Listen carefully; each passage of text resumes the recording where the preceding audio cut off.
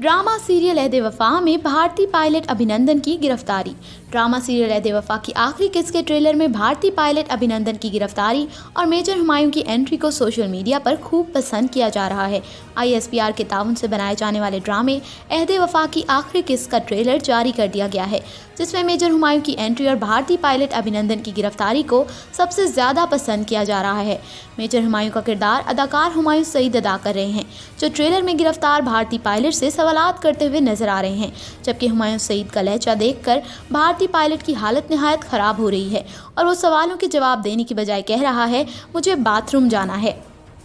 ड्रामे में हुमायूं सईद की दबंग एंट्री से इनके मदाह बेहद खुश और पुरजोश हैं और बेचैनी से ड्रामे की आखिरी किस्त का इंतजार कर रहे हैं। ड्रामे की आखिरी किस्त 14 मार्च को सिनेमाघरों में भी दिखाई जाएगी।